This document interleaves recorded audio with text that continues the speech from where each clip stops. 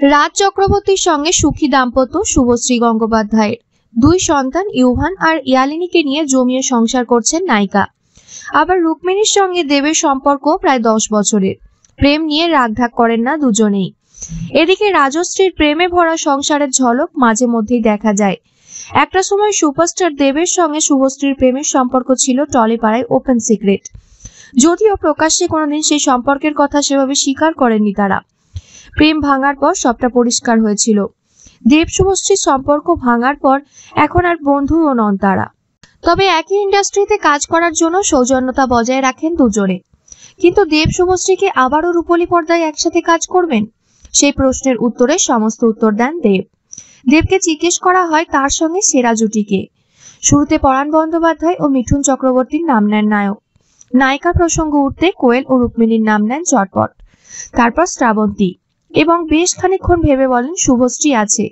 কিন্তু things are so বিষয় এদিক ওদিক হয়ে গেছে। আমার মনে হয় সবার সঙ্গে ভালো জুটি আমার।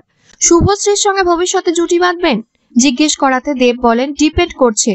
আসলে আমার আশেপাশের লোক এতটাই বুঝে গেছে যে আমরা করব না, তাই আমাদেরকে আর অ্যাপ্রোচও করে না। দেব শুভশ্রী জুটির প্রথম ছবি চ্যালেঞ্জ, তারপর পরাণ যায় জলিয়ারে, খোকাবাবু এবং রোমিও। ব্রেকআপের পরেও প্রযোজক দেব তার প্রথম ছবির নায়িকা হিসেবে কাস্ট করেছিলেন শুভশ্রীকে। তবে সেই ছবি ধূমকেতু আজও রিলিজ হয়নি। প্রযোজক রানা সরকারের সঙ্গে মতের অমিল হওয়ার কারণে আটকে গেছে ছবির মুক্তি। দেব শুভশ্রীর অনুরাগীরা চায় সেই ছবি মুক্তি পাক।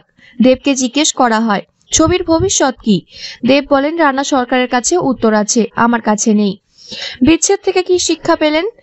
দেব বলেন হয়নি তো, সবাই রয়েছে। কেন ভেঙেছিল দেব শুভশ্রীর চর্চিত প্রেম? তার উত্তর আজও অজানা। বড় পর্দাতে তাদের একসাথে দেখা পাবার আশাও নেই বললেই চলে। তবে এই ক্রিসমাসে বড় পর্দায় মুখোমুখি লড়াইয়ে প্রাক্তন চর্চিত জুটি। 20 মে মুক্তি পাচ্ছে শুভশ্রীর ছবি সন্তান। দেবের ছবি খাদানো আসছে বড়দিনে।